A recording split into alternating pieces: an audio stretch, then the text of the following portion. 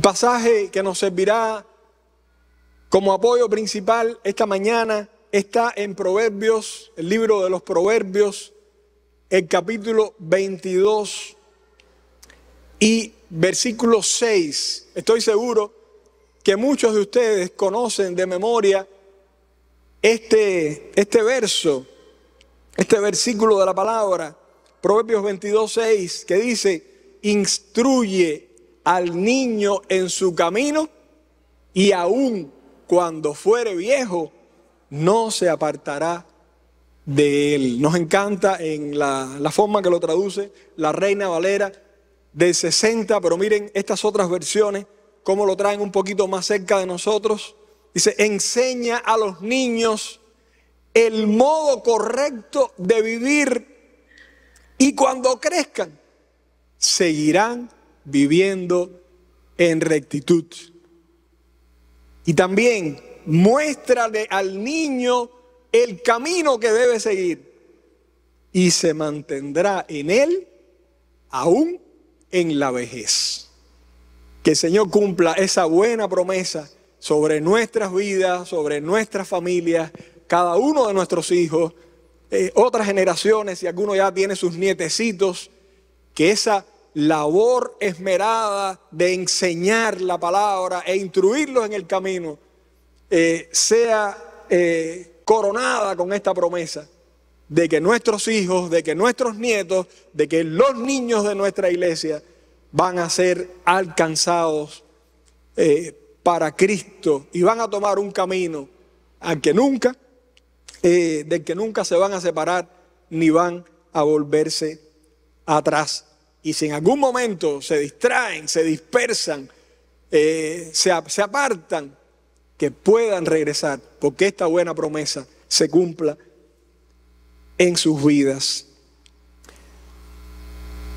A modo de, como una la enseñanza principal que lleva este mensaje, y es la idea que no quiero que olviden.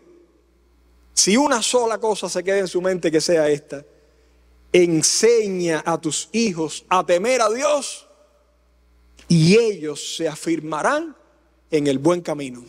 Amén. Enseña a tus hijos a temer a Dios y ellos se afirmarán en el buen camino. Esta mañana quiero hablarles del beneficio personal y el gran impulso que experimentaron tres personajes de la Biblia que tenían en común, que compartían los padres. Eran tres hijos de una misma familia y que, aunque la Biblia no nos da todos los detalles, estoy seguro que recibieron una instrucción cuidadosa en los caminos del Señor. Ellos son María, Aarón y Moisés, en orden de nacimiento. María era una adolescente cuando Moisés nació.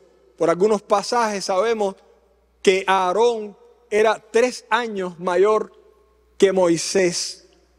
Así que en orden de nacimiento, María, Aarón y Moisés tuvieron un ministerio y una presencia en las páginas de la Biblia, y un ministerio con un alcance tremendo.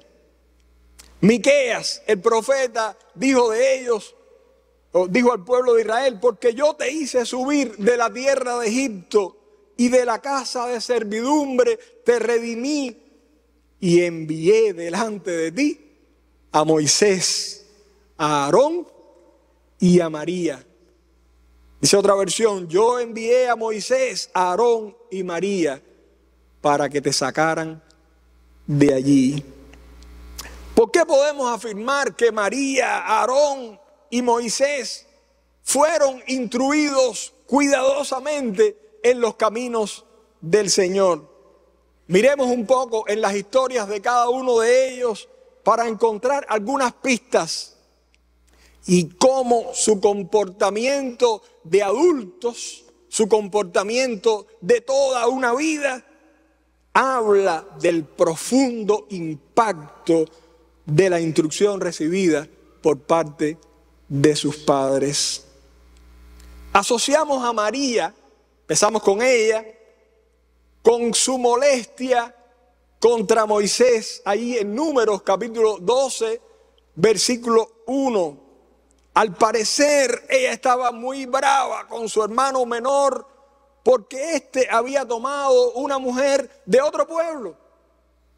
Se ha debatido mucho si el hecho de que fuera una mujer cusita tenía alguna relación con Etiopía, aunque hay una palabra del profeta Habacuc que usa Cusán como sinónimo de Madián, y sabemos que la única esposa conocida de Moisés era de la familia o del pueblo de Madián.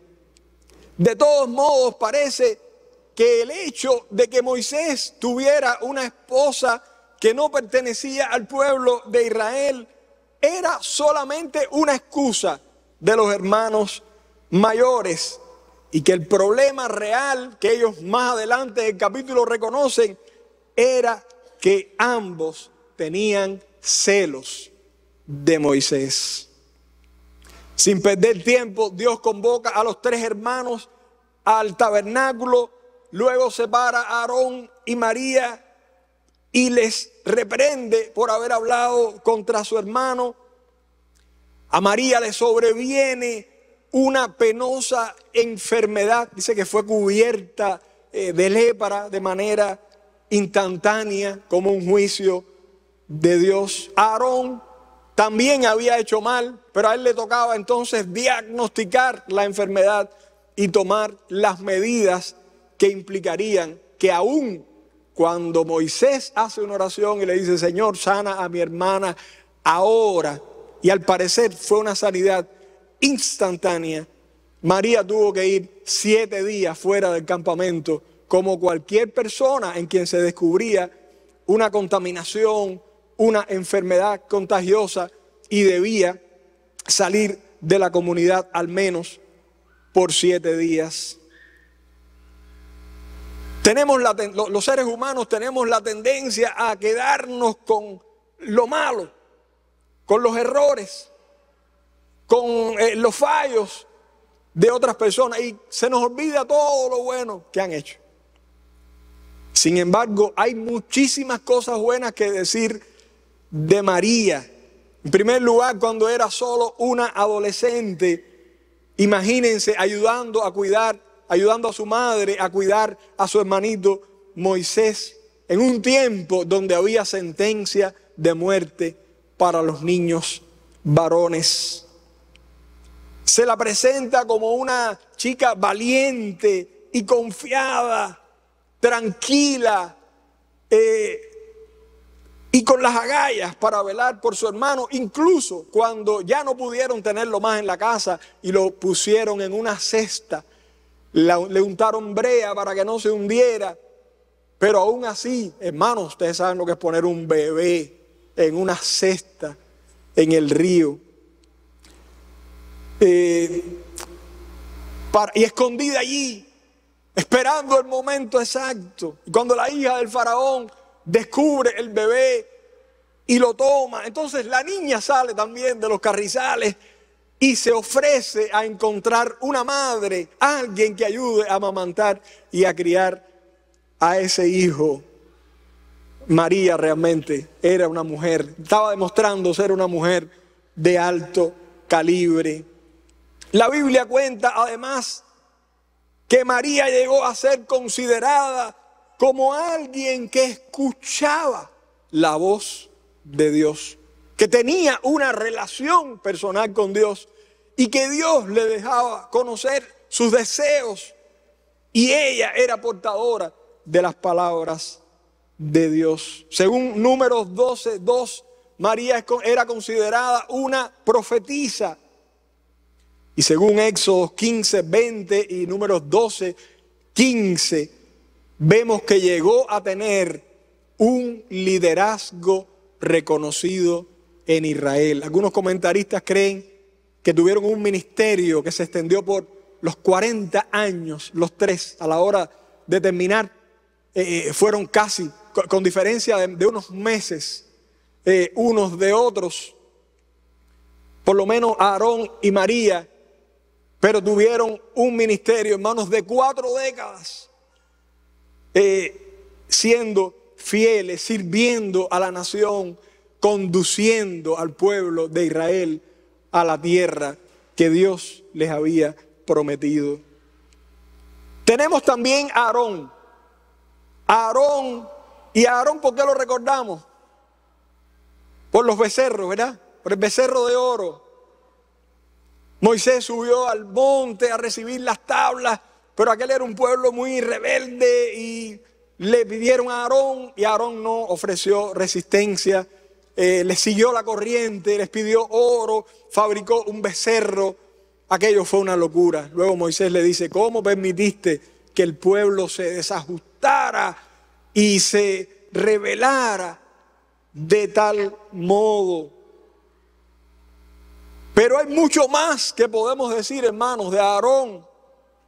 Aarón escuchó directamente a Dios junto a Moisés al menos 15 veces. Y eso no era cualquier cosa.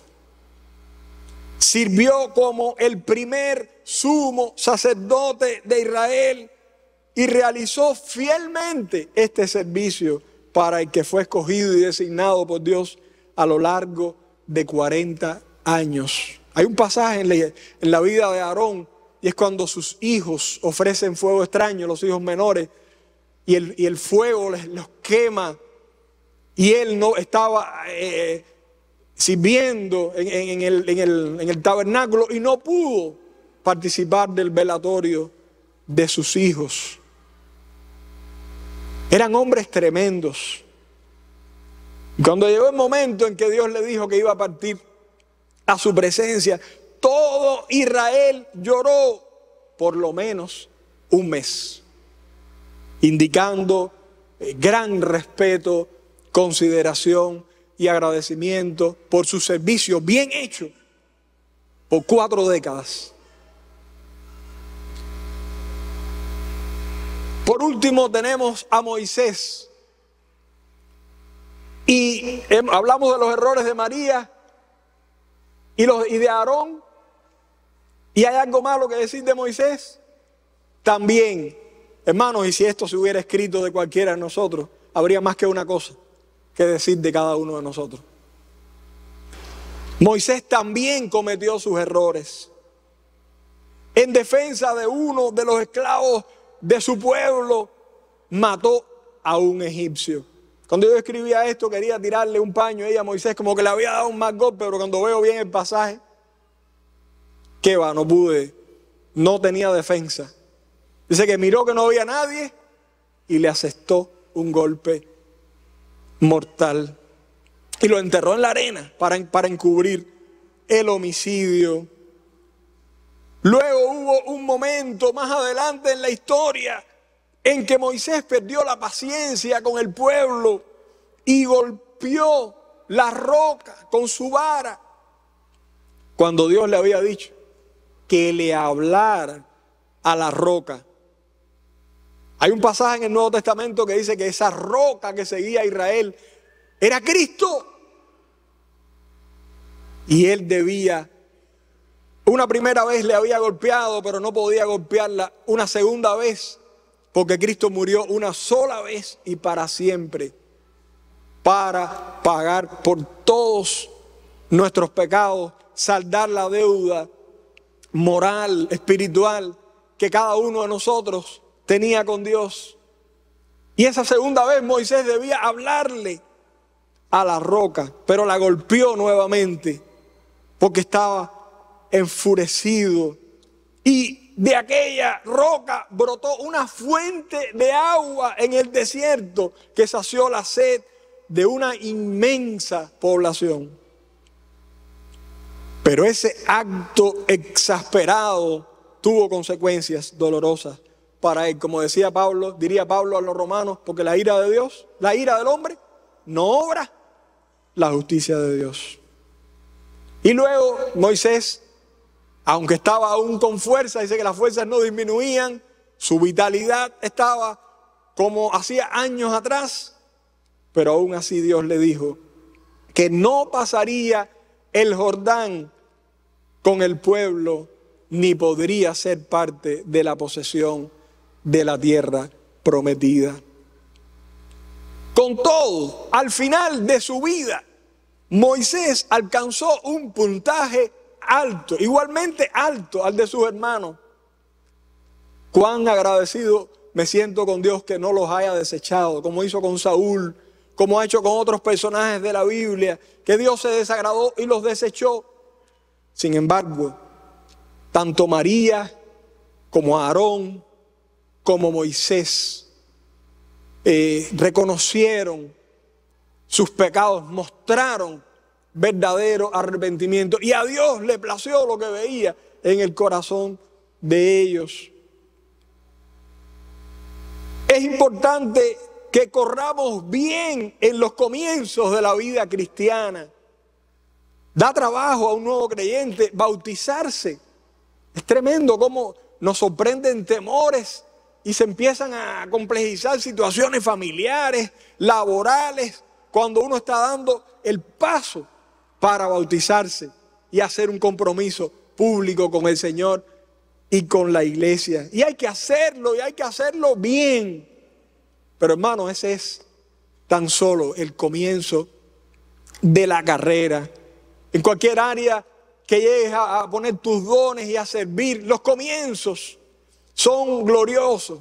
Me decía una vez un hermano en Cienfuegos, escobita nueva, barre bien. Escobita nueva, barre bien. Y cuando uno comienza, tiene un entusiasmo.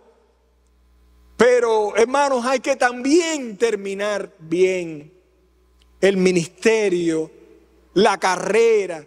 Como dijera el apóstol Pablo, haciendo un resumen de su vida y en lo que se considera que fue la última carta que él escribió, que es la segunda carta a Timoteo.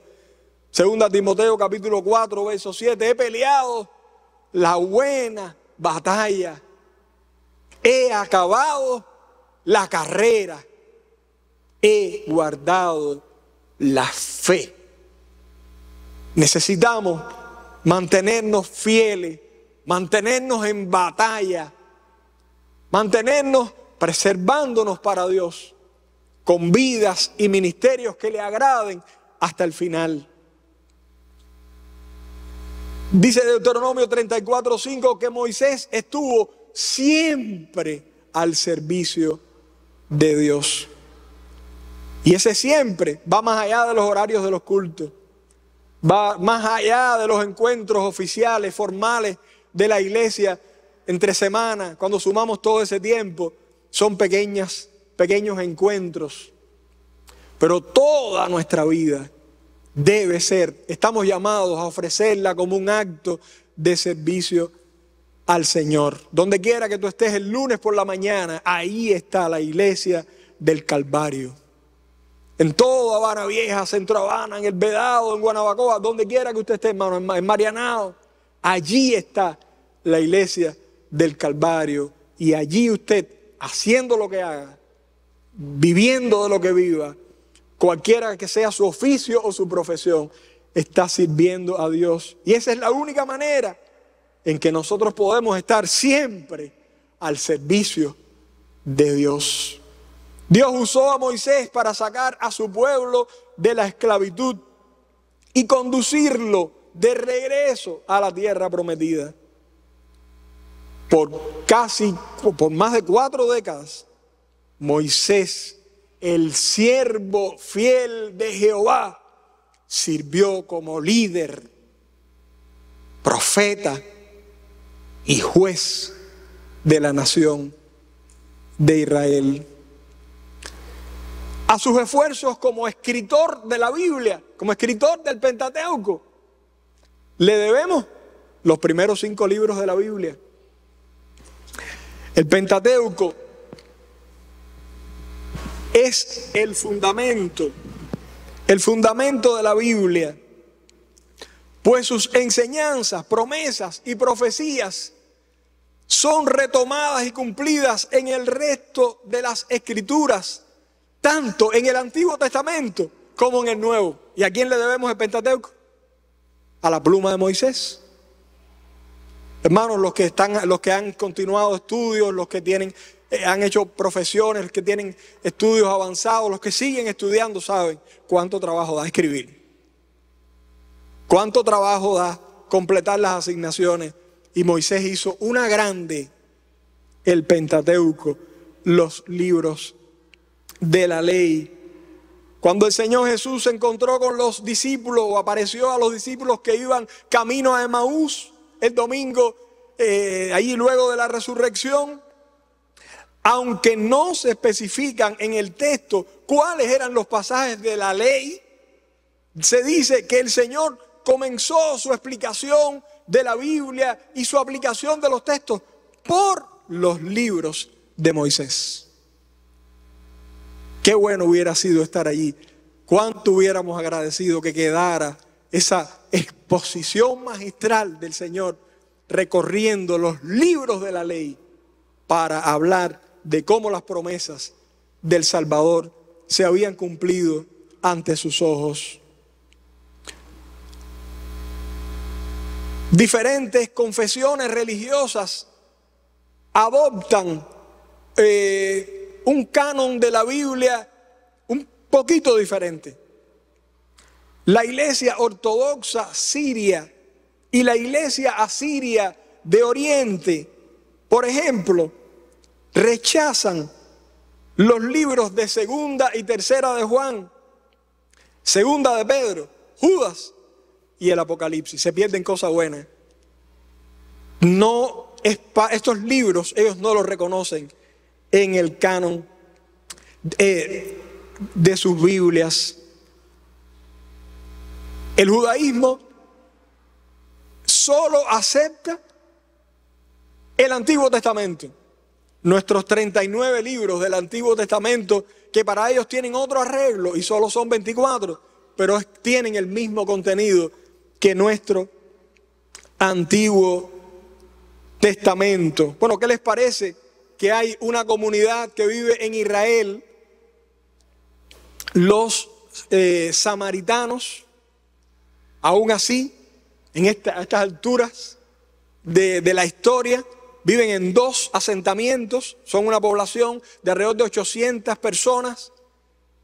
Ellos tienen sus sacerdotes, usan sus trajes religiosos, tienen toda una religión organizada. ¿Y saben cuántos libros de la Biblia reconocen en su canon? Los 5 libros de Moisés. Solamente una versión del Pentateuco o los libros de la ley. O sea que este grupo, que es el más reacio, que es el que menos, el que tiene el canon más pequeño, aún ellos reconocen y honran los escritos de Moisés. Al final de Deuteronomio, capítulo 34, versos 10 y 12, se lee allí: porque nunca, pero nunca hubo otro profeta en Israel como Moisés, con quien el Señor tratara cara a cara. No hubo nadie, verso 12, con tanto poder como el que Moisés demostró en todos los hechos grandiosos e increíbles que hizo a la vista de todo Israel. Repito estas palabras: nunca más se levantó profeta en Israel como Moisés. Y claro, esto fue escrito en los mismos comienzos de la Biblia. Ellos no sabían nada del profeta Elías, no sabían nada del profeta Eliseo, no sabían del ministerio del Señor Jesús. Pero no cabe duda, y si ponemos en otras palabras, en mis propias palabras, sin duda, Moisés fue un hombre extraordinario.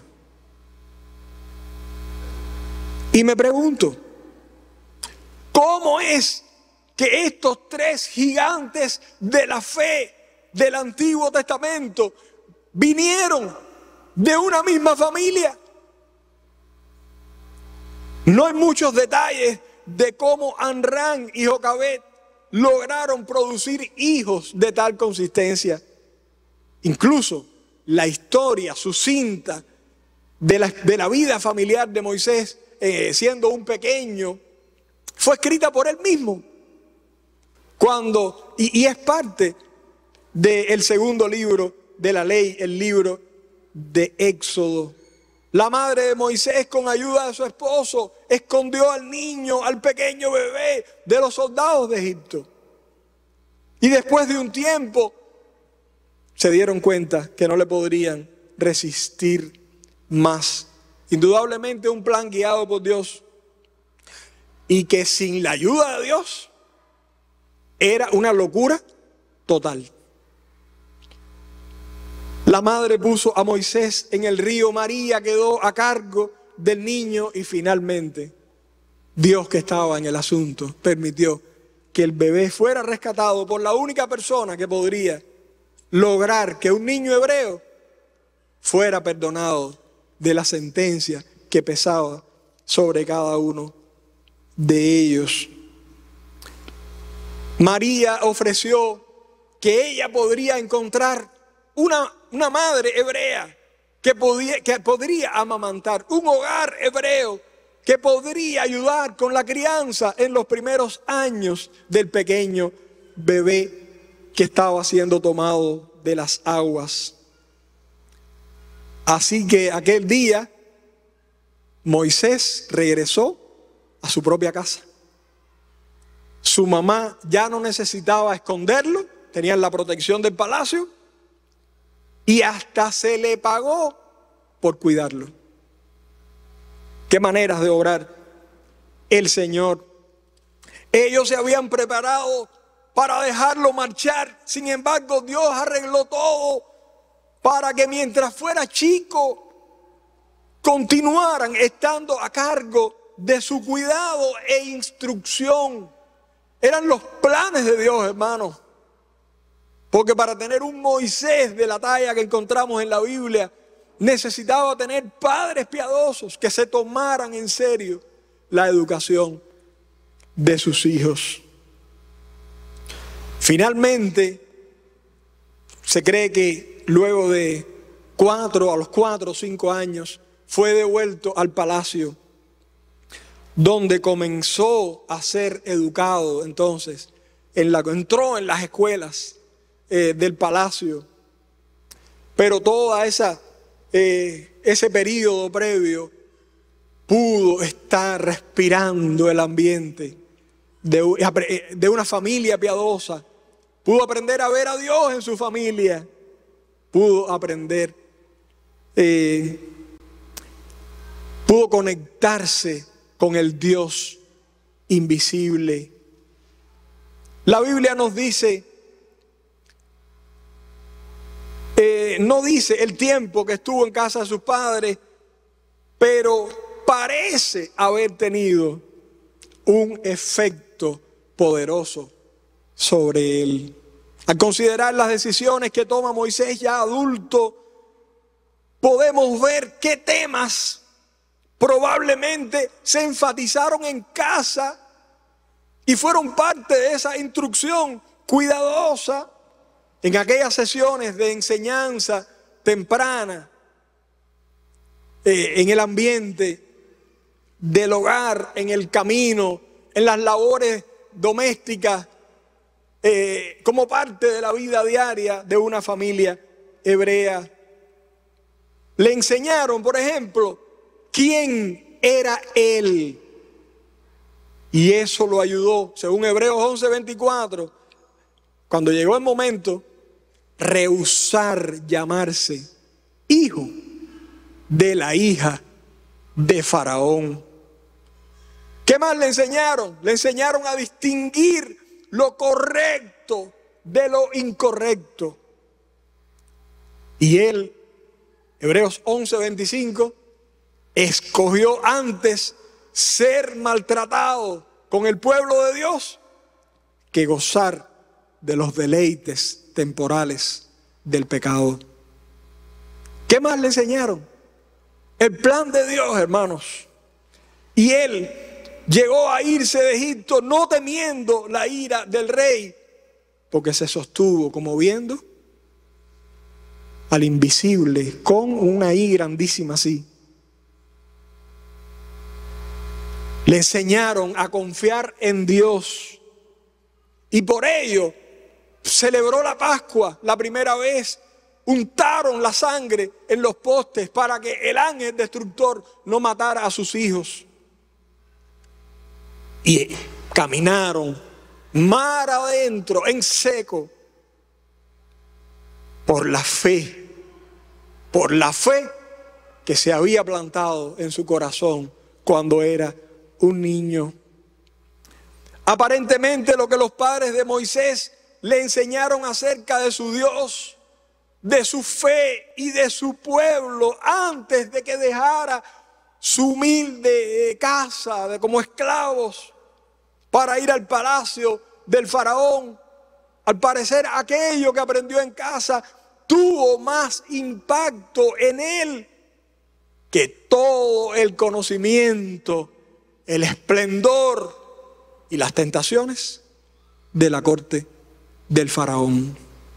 Moisés vio que si compartía la suerte de su pueblo, él podría superar las pruebas. Ellos eran pobres, eran esclavos, eran despreciados. Si él se identificaba con ellos, su condición sería como la de ellos. Aún así, prefirió esto a los placeres y pecados de la vida del palacio. Los placeres de este mundo son pecados cuando no podemos disfrutarlos sin que eso nos aparte de Dios. No todas las cosas son malas, pero si nos alejan de Dios, si ofenden a Dios o nos alejan de su pueblo, entonces se convierten en un pecado. En tal caso es mejor optar por sufrir las consecuencias que por pecar. Solo un necio juega con el pecado y piensa que puede salir ileso. Hermanos, el pecado es destructivo para nosotros, para nuestra familia, para todo lo que esté a nuestro alrededor. El pecado de Jonás casi le cuesta la vida a un montón de gente inocente en una embarcación que iba a Nuevo Mundo. Casi toda aquella, bueno, y todos los bienes, todas las cosas de valor, todos los alimentos, todo se fue por la borda. Y la vida de ellos estuvo a punto, y la embarcación estuvo a punto de partirse a la mitad por el pecado de un hombre. Era un hombre que incluso había dedicado su vida a servir a Dios, pero que estaba en desobediencia. El pecado no respeta. El pecado es terrible y trae consecuencias desastrosas.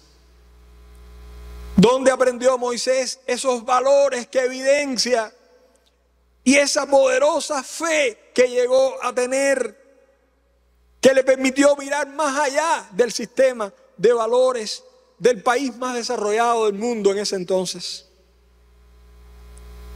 Moisés y sus hermanos, Aarón y María, fueron criados en casa, en una casa humilde, en una casa donde no había muchos recursos, pero donde había una mamá y un papá, y donde estos padres eran temerosos de Dios y estaban comprometidos con la instrucción de sus hijos. Ellos, a juzgar por las Escrituras, lo hicieron muy bien. Los criaron para servir al Dios de Abraham, de Isaac y de Jacob. Los tres dedicaron su vida al servicio dedicado y fiel del Señor. Todo tipo de estudios han mostrado que lo que los niños aprenden en esos primeros años de vida tiene un impacto más grande que lo que se aprende en cualquier otro momento de la vida.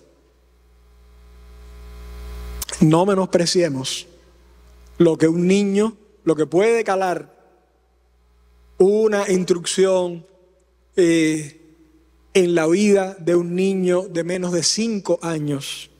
Los sistemas escolares comienzan de 5 en adelante. Pero lo que los niños pueden recibir y el impacto que tienen en sus vidas adultas en esos primeros años es tremendo, hermano. Es tremendo. Hubo una madre que apreciaba mucho a un famoso maestro y ella quería poner su niño pequeño a sus pies, como fue puesto Pablo a los pies de Gamaliel. Y este hombre, bueno, llegó a la ciudad y ella lo buscó un encuentro y le dijo: óigame, yo quiero que mi hijo se eduque a sus pies. Y este hombre sabio le dijo: ¿y qué edad tiene su hijo? Y ella le dijo: tiene 2 añitos. Le dijo: corra a casa, porque ha perdido los 2 mejores años de la vida de ese niño para poder educarlo y formarlo para la vida. Es en la primera infancia donde se asimilan conocimientos, habilidades y hábitos. Mucho de lo que pasa no lo vamos a recordar, porque los recuerdos vienen después de los 3 años, los primeros recuerdos. Yo tengo más o menos de esa edad el recuerdo fatal de que puse los 2 pies arriba de un solo patín. Es una de las pocas cosas que recuerdo. Pero en esa etapa se forman, se asimilan conocimientos, se desarrollan habilidades, se forman capacidades y cualidades de la voluntad y morales que en el pasado se consideraba que solo se podrían desarrollar en edades mayores. Se dice que el cerebro en esta etapa como que está más abierto, tiene una mayor plasticidad y conexiones neuronales que tienen que ver con el aprendizaje y con el impacto, con el comportamiento en la vida futura. Estos primeros años son críticos para el desarrollo integral del niño. Y el aprendizaje y la estimulación en esta etapa tienen un impacto el impacto más profundo en el comportamiento a lo largo de la vida. El libro de Proverbios dice: instruye al niño en su camino, y aun cuando fuere viejo, no se apartará de él. Y el libro de Proverbios, hermano, allá por el siglo X antes de Cristo. O sea, no se sabía ni que iba a haber una ciencia que se llamaría la neurociencia, la psicología, que iban a estudiar los comportamientos. Pero Dios estaba diciendo: inicia al niño en el camino que debe seguir, enseña al niño, y cuando sea adulto no se apartará de ese comportamiento. Algunos consejos para acercar estas enseñanzas a nuestra vida como familias, también a nuestro impacto como iglesia en los niños de las edades tempranas. Incluye a Dios en tu instrucción y hazle saber lo contento que Él se pone cuando ellos deciden hacer lo bueno. Necesitas enseñarle a tus hijos que Dios los hizo especiales, distintos unos de otros, con sus propias potencialidades. No tienen que ser iguales unos a otros. Uno de nuestros hijos quería copiar idénticamente a su hermano, y un día le dijimos: tú no tienes por qué tener, tú eres totalmente diferente. Tu hermano es músico, tú eres deportista, sé tú, y nosotros estamos contigo. Nosotros estamos derretidos, somos fan tuyo. No tienes que ser como nadie. Enséñales que Dios los ama, que tiene un plan para sus vidas. No dejes que nadie venga a evangelizar a tus hijos, hazlo tú. Ten esa alegría y esa diadema en tu corona que tú llevaste a tus niños a la presencia del Señor, a conocer a Cristo y a poner su vida su confianza y abrir las puertas de su corazón al Señor Jesús. Enséñales historias de la Biblia, historias de los evangelios, y ayúdales a hacer aplicaciones personales, que no se queden en repetir la historia, sino ¿qué aprendiste? ¿Qué descubriste? ¿Qué vas a obedecer de esa enseñanza? Y al principio van a cancanear un poco, pero luego van a tener las aplicaciones, la palabra incorporada a sus vidas, ahí al chasquido de los dedos. Ora tiernamente por tus hijos. Ayúdales a darse cuenta de que Dios está interesado en cada aspecto de sus vidas. Haz estas oraciones muy breves y sencillas para que ellos las puedan comprender. Segundo, acércate a tus hijos y entrénalos a hacer lo correcto en cada circunstancia de acuerdo a la palabra de Dios. Leía de un escritor, conferencista, tenía la esperanza secreta de que sus hijos alguna vez leyeran sus libros y se sintieran orgullosos por las prédicas, por las conferencias que daba, por los eventos a los que iba, hasta que un día se dio cuenta que ellos no sabían nada de eso, ni les interesaba. Que todo lo que ellos querían es que él jugara a la pelota con ellos en el patio trasero. No podemos impresionar a nuestros hijos con nuestros méritos, con nuestro servicio, con nuestros estudios, nuestros títulos. Necesitamos dedicarles tiempo a la instrucción y que ésta sea constante y amorosa. Ayuda a tus hijos a reconocer la diferencia entre lo bueno y lo malo. Hay un libro de George McDowell que lleva ese título. A la luz de la Biblia, enséñales a diferenciar y a escoger lo bueno. Persiste en ellos y ellos llegarán a comprenderlo. Más que imponerle, la instrucción les ayuda a razonar, les ayuda a tomar decisiones basadas en principios bíblicos. Muchas veces queremos tomar las decisiones por nuestros hijos, pero eso revela que no confiamos en la labor que hemos hecho como padres. Cuando enseñas a tus hijos a temer a Dios, por ejemplo, no tienes que cuidar cada paso que ellos den, no tienes que estar en cada lugar que ellos estén. Ellos permanecerán en el camino porque ellos mismos lo han decidido. Amén. Aunque lo intentes, no vas a poder ir con los varones al servicio militar, ni a la universidad, o cuando decidan migrar. Quizás sí, pero probablemente no. Nuestros hijos crecen y se van de la casa. La Biblia incluso habla de dejar a padre y madre y unirse en una nueva relación a su cónyuge. Cuando llegue ese tiempo, ellos solo van a poder contar con nuestras oraciones, donde quiera que estén, porque las oraciones son maravillosas y no importa la distancia. Van a poder contar con nuestro apoyo si estamos relativamente cerca. Van a contar con nuestros consejos si nos lo piden.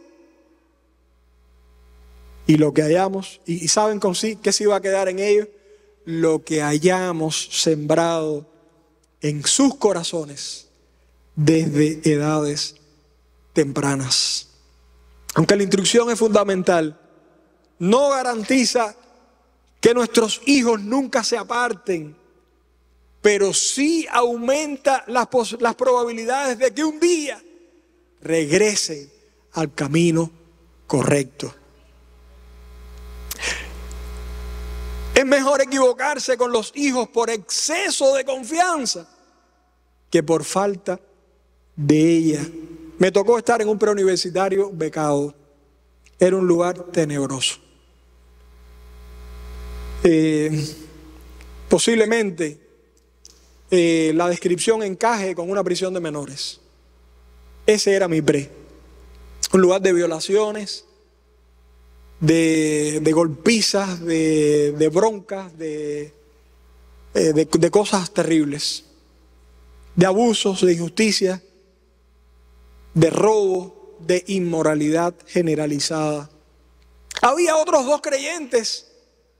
Uno era de la secreta. Ni él sabía que era de él. El otro daba un ejemplo tan malo que hubiera sido mejor que no dijera que era cristiano.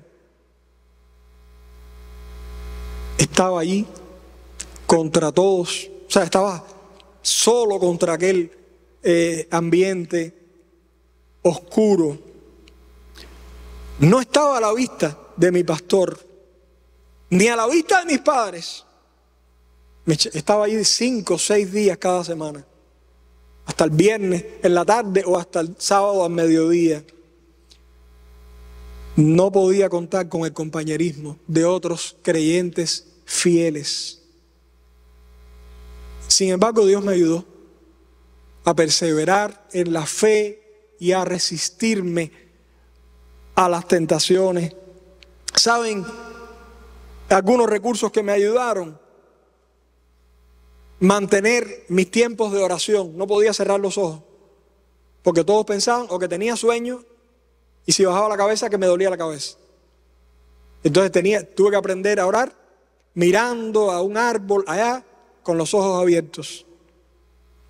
Y en la comida con los ojos abiertos también, porque me la podían llevar.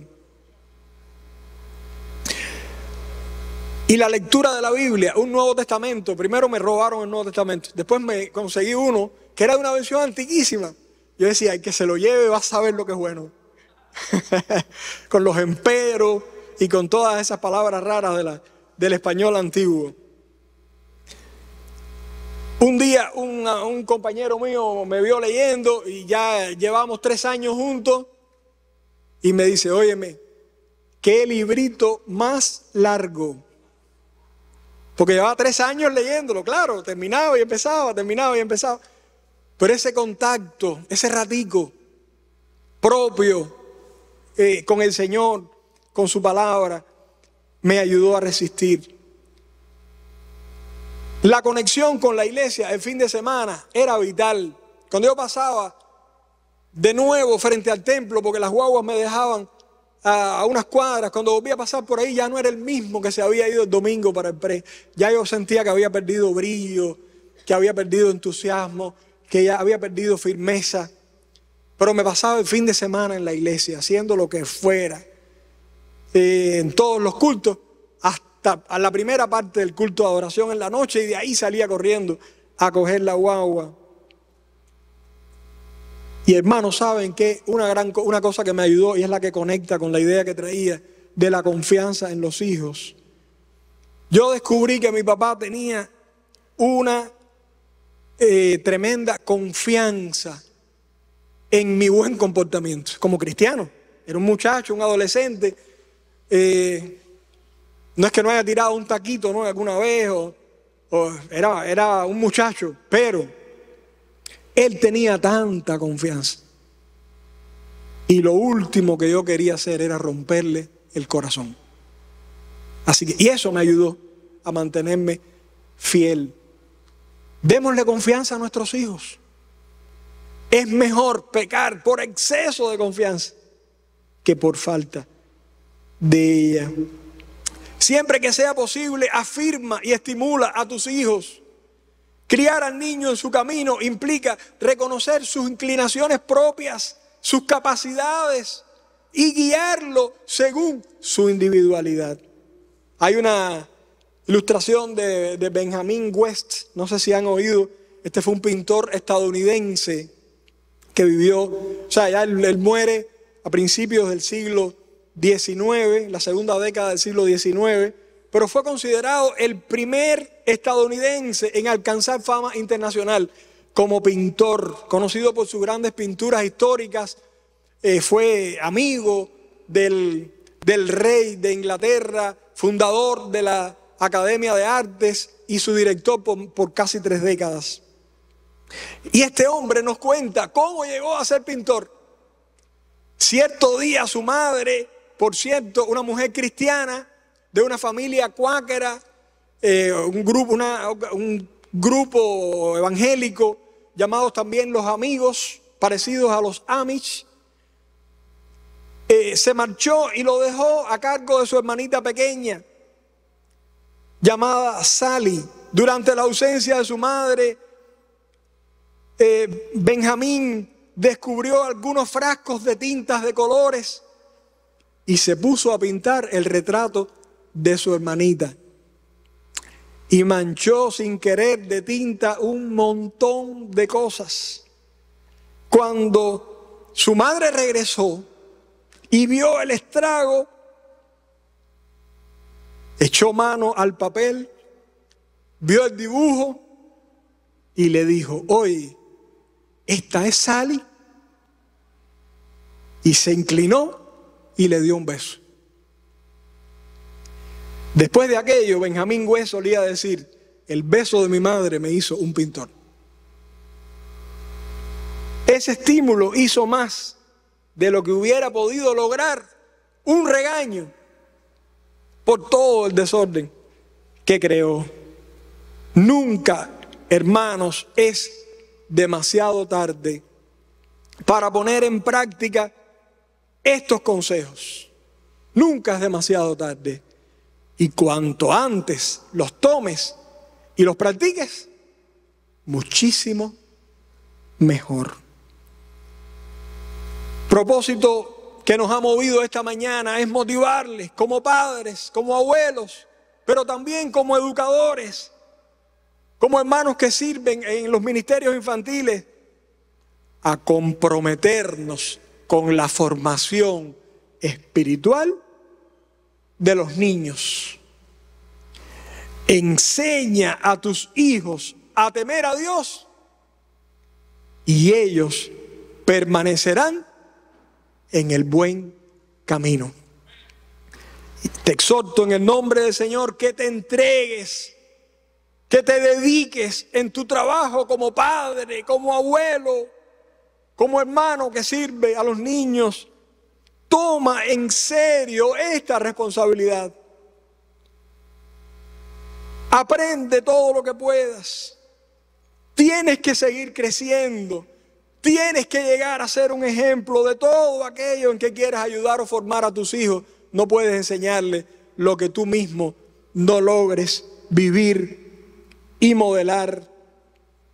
Y esta tarea requiere una gran energía y un gran compromiso para hacerla.